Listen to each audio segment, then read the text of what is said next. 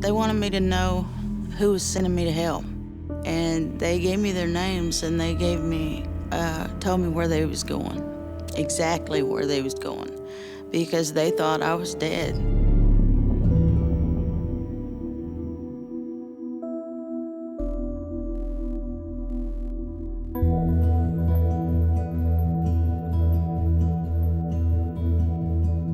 Since I hadn't been drinking, I kind of got volunteered into driving everyone, and so we went to the closest sports pub we could get to.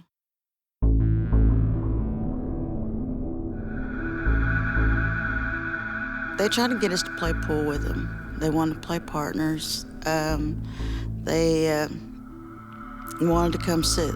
They even sent beer over at one point. They kept trying to talk to us, and I got a bad vibe from them. I didn't like it.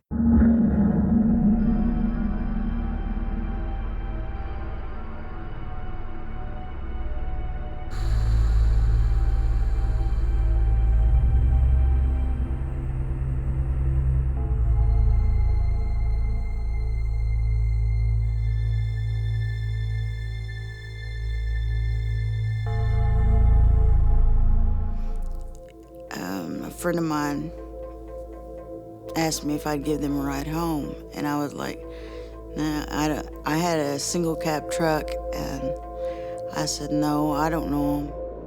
I didn't have a good feeling about it at all. Because as soon as I slipped out that door, as soon as I got to that outside, I ran to my truck. I could hear them running behind me. I had the key in the lock, and I don't know which one hit me first because I was facing the truck. Jimmy Dale Winters went around to the driver's side and unlocked the door, and then unlocked the passenger door and pulled me in by my hair.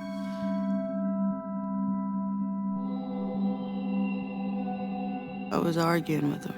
I was still trying to find some rational part in them before it went too far. When that didn't work, then I'd go to fighting, and when that didn't work, I'd go to screaming. I paid real close attention to where the vehicle was moving and where, so I pretty much knew where we was at when the vehicle stopped. It was Charles Page Boulevard in Fort Smith, and it was a block away from where my dad was working right then. And I could see the lights from where he was working, and I knew he was in there. And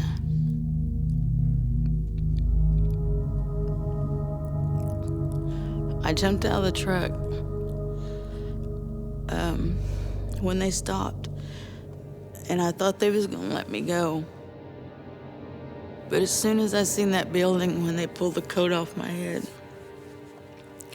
I thought I could outrun them because I was in real good shape. I ran all the time, lifted weights, and as soon as I took off, I got knocked in that ditch, and they beat the far out of me. I mean, they hit me. I got hit, kneed, kicked in the stomach. They broke 2 of my ribs. They pulled me back in the vehicle and beat on me a little bit, and they started the truck. And at this point, they're kind of freaking out. And they're actually having this conversation with me sitting right there, you know. She's already seen our faces. She knows what we look like. We have to kill her.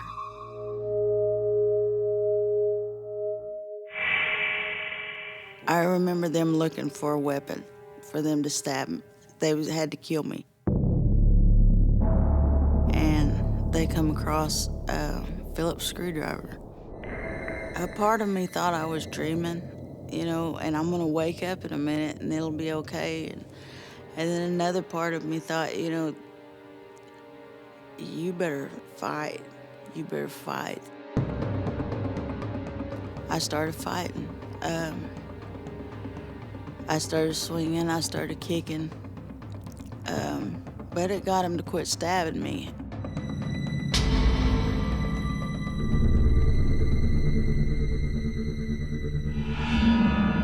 One of them opened the tailgate, and I remember being slammed down on it. I mean, just like you would a sack of potatoes, just by my legs, I slammed down, and my back hit right where the tailgate drops down on the truck. And I remember, man, I felt pain just shoot through my back. When they done that, it broke my lower back, and I lost feeling. And I still don't have any feeling in this side, from the waist down. They wanted me to know who was sending me to hell. And that was their exact words. They, you know, you effing bitch, you know, we want you to know who's sending you to hell. And they gave me their names, and they gave me, told me where they was going, exactly where they was going, because they thought I was dead. After they got through with me on the tailgate, one picked me up by my ankles and one by my arms, and they threw me down into a deep ravine. When I woke up, I knew something wasn't right because I wasn't in my bed. I was freezing to death. I didn't have no clothes on, you know, and it started coming back to me. Basically, I drug myself up out of the ravine, and I crawled, or half crawled, down the dirt road, trying to get to someone or anyone.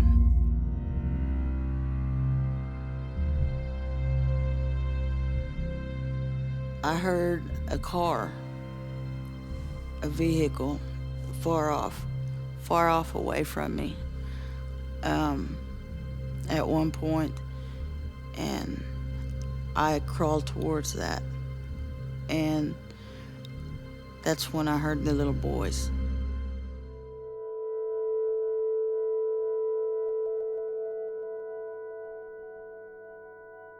I remember hearing one voice, "That's a monster," and I was trying to tell him, "I'm not a monster, I need help." And the oldest one's dad just happened to be an Arkansas Highway Patrol. And he made the little one take his coat off and put under me, and they put his coat over me, and he ran back and got his dad.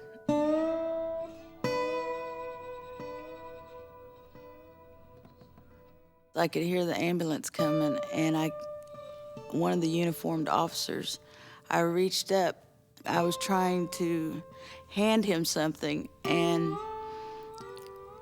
I have no knowledge of how I got these objects in my hand. But I had the vehicle registration, and I had one of them's driver's license.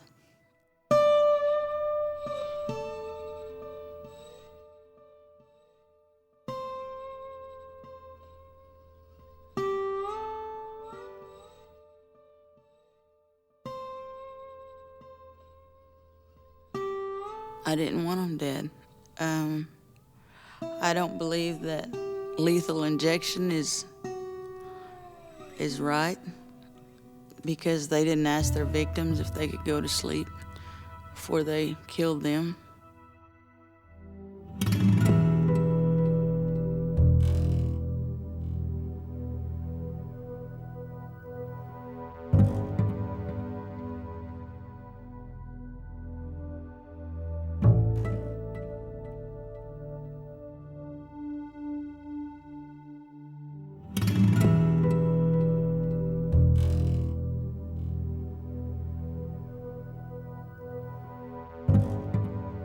God gave me the strength to pull through it.